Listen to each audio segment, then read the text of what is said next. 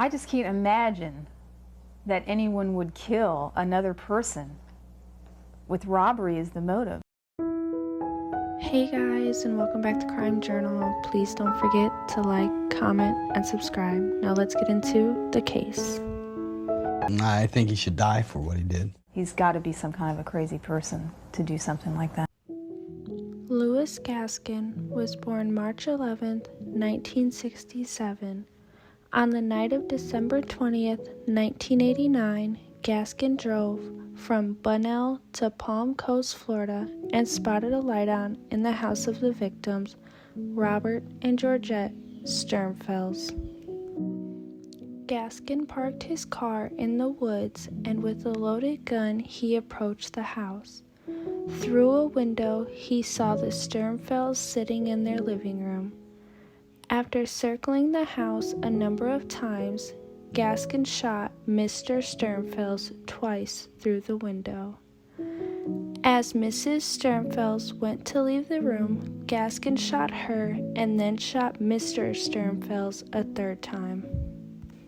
Mrs. Sternfels crawled into the hallway, and Gaskin walked around the house until he saw her through the window on the door and shot her again. Gaskin then pulled out a screen, broke the window, and entered the home. He fired one more bullet into each of the Sternfels' heads and covered the bodies with blankets. Gaskin then went through the house, taking lamps, video cassette recorders, some cash, and jewelry. Gaskin then proceeded to the home of Joseph and Mary Rector, whom he again spied through a window sitting in their living room. While Gaskin cut their phone lines, the Rectors went to bed and turned out the lights. In an effort to get the attention of Mr. Rector, Gaskin threw a log and some rocks at the house. When Mr. Rector rose to investigate, Gaskin shot him from outside of the house. The Rectors managed to get into their car and drive to the hospital in spite of additional shots fired at their car as they sped away. Gaskin then burglarized the house. Gaskin's involvement in the shootings was brought to the attention of the authorities by Alfonso Golden, the cousin of Gaskin's girlfriend. The night of the murders, Gaskin had appeared at Golden's home and asked to leave some Christmas presents. Gaskin told Golden that he had jacked the presents and left the victims stiff. Golden learned of the robberies and the murders after watching the news and immediately called the authorities to report what he knew. The Christmas presents that had been left with Golden were identified as belonging to the Sternfels. Gaskin was arrested on December 30th, and a search of Gaskin's home produced more of the stolen items. After signing a rights waiver form, Gaskin confessed to the crimes and directed authorities to further evidence he placed in a nearby canal.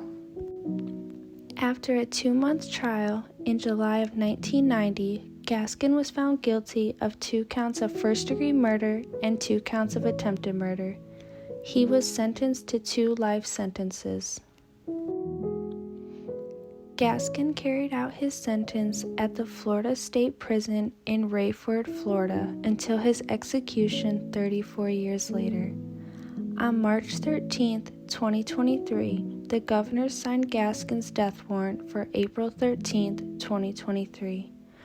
On that day, Gaskin received his last meal, which included barbecue pork ribs, buffalo wings, turkey necks, shrimp fried rice, French fries with barbecue sauce, and his choice of water. Gaskin's sister came and visited him the morning of his execution, but did not want to return to be in the witness room. Gaskin was executed by lethal injection and pronounced deceased at 6:15 p.m. The process started at 6 p.m. He was 56 years old. Gaskin was reported to be the second person in Florida to be put to death just in 2023, but 8 more executions took place in Texas, Missouri, and Oklahoma. Is the ninja killer scheduled to die by lethal injection? The U.S. Supreme Court denied Louis Gaskin's request for a stay of execution. He murdered a Flagler County couple in 1989 and was convicted the next year. News4JAX reporter Ashley Harding is joining us now live. Ashley, groups opposed to the death penalty tell us that they plan to protest the execution tonight. They do, Jen and Bruce. Tonight at 5 o'clock, 1 hour before the execution, the group Floridians for Alternatives to the Death Penalty plan to hold a vigil and protest across from the death chamber at Florida State Prison. And while some oppose this execution, others say it's a long time coming. Louis Gaskin became known as the Ninja Killer, having committed his crimes wearing all black, moving through the darkness of night. After spending more than 3 decades on Florida's death row, tonight Gaskin will be executed. Gaskin shot and killed Robert and Georgette Sturmfels at their Flagler County home in 1989, stealing multiple items from their home, including a clock, 2 lamps, and a videocassette recorder. He planned to give these items to his girlfriend for Christmas. After killing the Sturmfels, Gaskin attacked another couple, shooting and injuring the husband, but they were able to escape. After his arrest, Gaskin reportedly told a psychologist, "The guilt was always there. The devil had more of a hold than God did. I knew that I was wrong. I wasn't insane." But in the most recent appeal, Gaskin's attorney highlighted his problems with mental health, arguing the jury never heard this crucial information. The attorney wrote, his deprivation, mental illness, and trauma he suffered was never heard, thus failing to meet the minimum constitutional requirements. In the end, it was not enough to convince the high court to spare Gaskin's life. Flagler County Sheriff Rick Staley wrote on social media last month, "It is about time this man will finally face the consequences of his actions and sentence. He waited on death row for way too long for the sentence to be carried out. I pray the victim's family will finally get justice and closure for their murdered loved ones and their family."